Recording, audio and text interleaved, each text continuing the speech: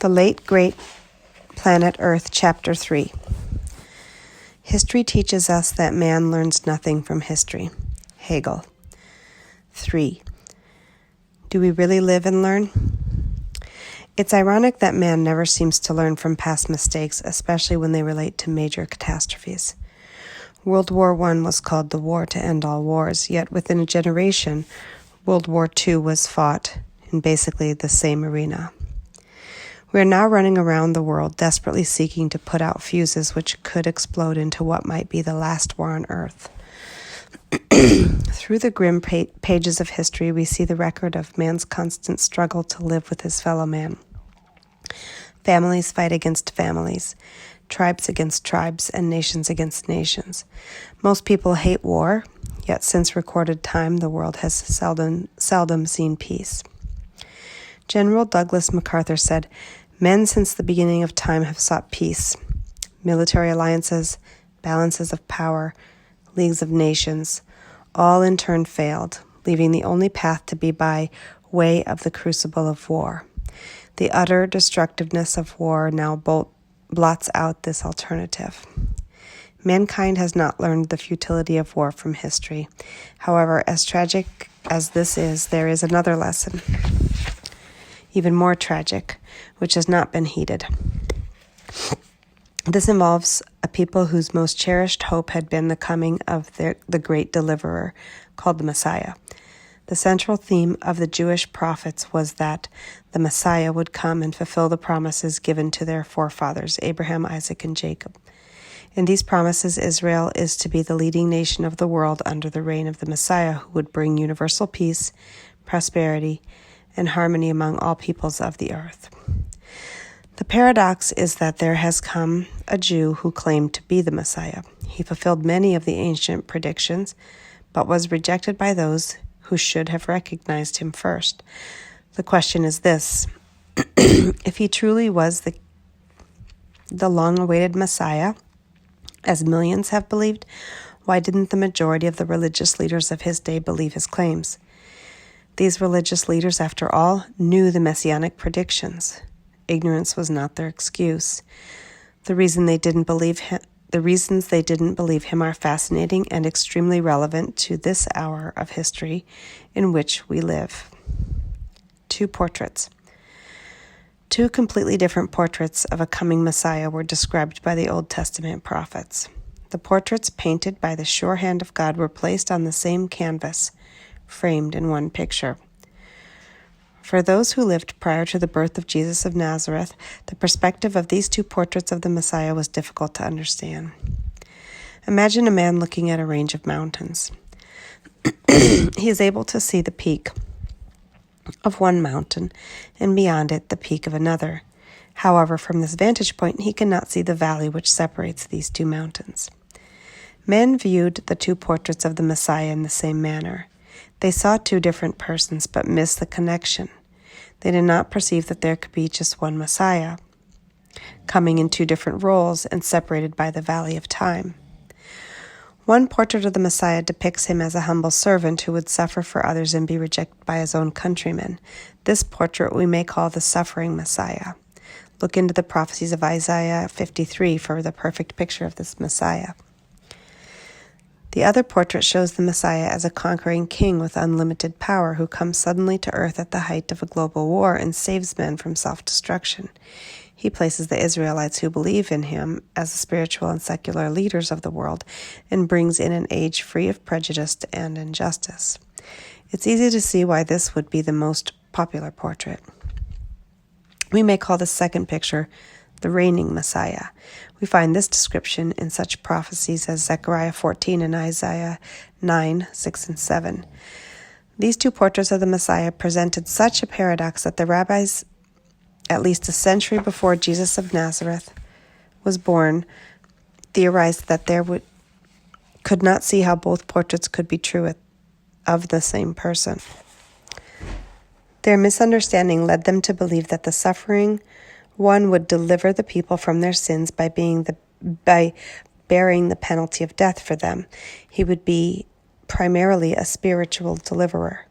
The reigning king would conquer Israel's enemies and bring world peace. He would be primarily a political deliverer. The big question: why did the majority of the Jewish people who knew the teachings of their prophets reject Jesus of Nazareth as their Messiah when he came?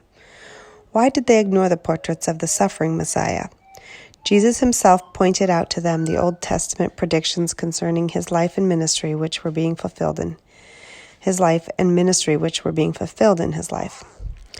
First of all, the Jews didn't take their prophets literally as far as this suffering Messiah was concerned.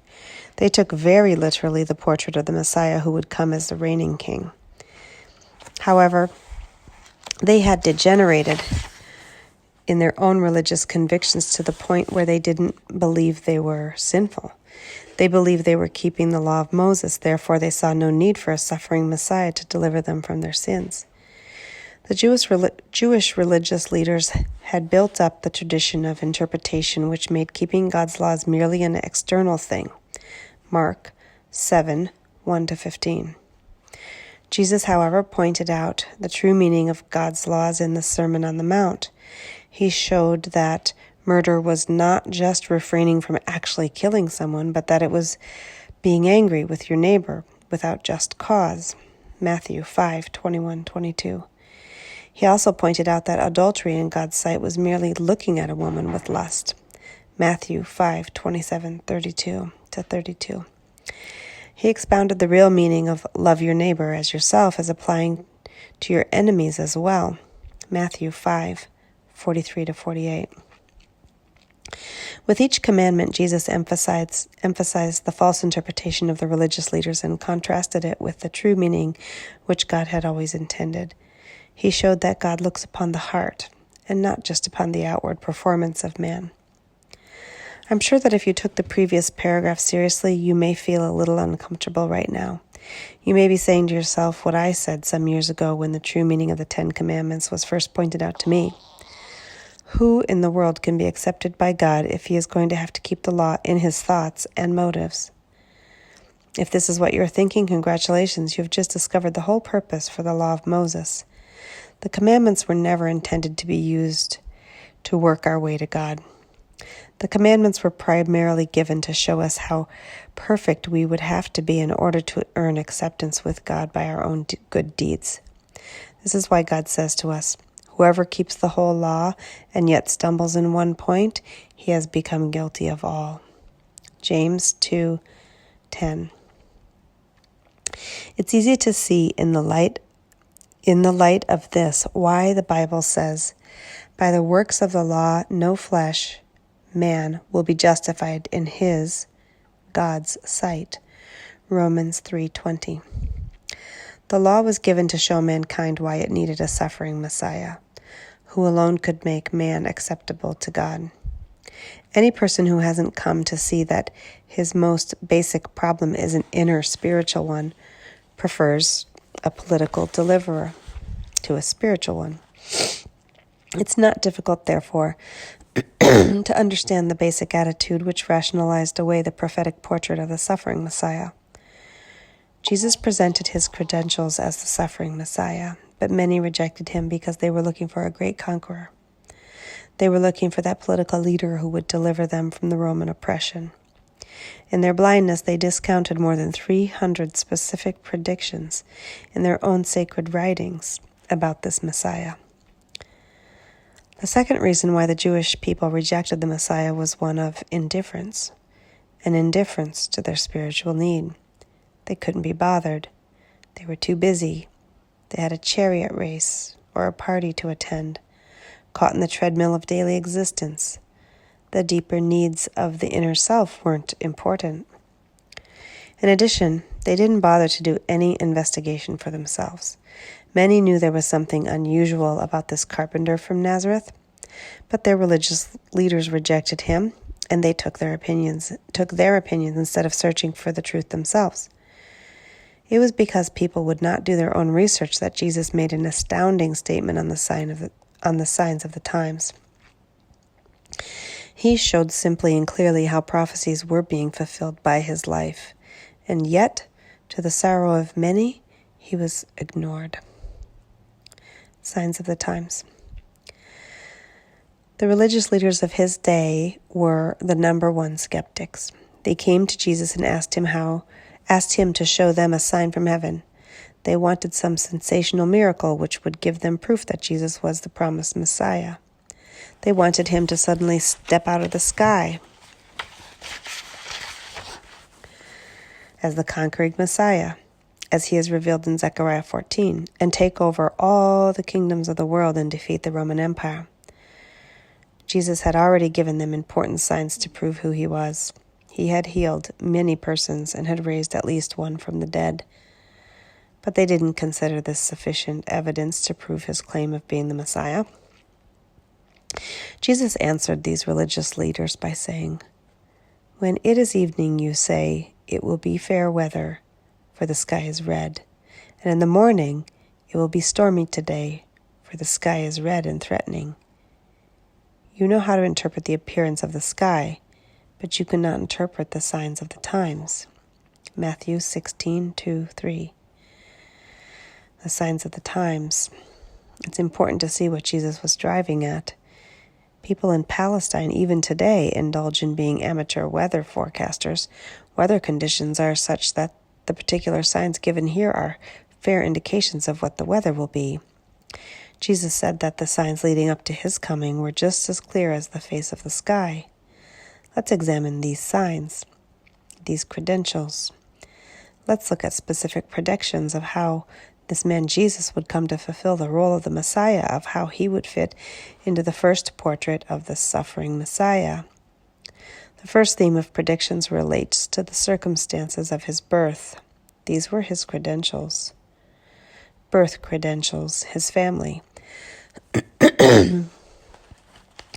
God revealed to Abraham, the father of all Jews, that he would have a direct descendant who would be a blessing to all the peoples of the earth. Genesis 12:1-3. Furthermore, God revealed to Jacob, who was one of the descendants of Abraham, that the Messiah would come through one specific tribal state, the tribal state of Judah. The Jews established states in the land of Palestine after they took it over, and they were divided according to 12 families. These families originated from the 12 sons of Jacob. Genesis 49:10. His family credentials were narrowed even more. From the tribe of Judah to the family of David. The prediction was given to David, the great king in the history of Israel, by the prophet Nathan. Nathan said, "Thus says the Lord of hosts, I will raise up your offspring after you, one of your own sons, and I will establish his kingdom. He shall build me a house, and I will establish his throne forever. I will be his father, and he shall be my son." 1 Chronicles 17:11-13. King David was promised at least two exciting things here. First, one of his descendants would reign forever.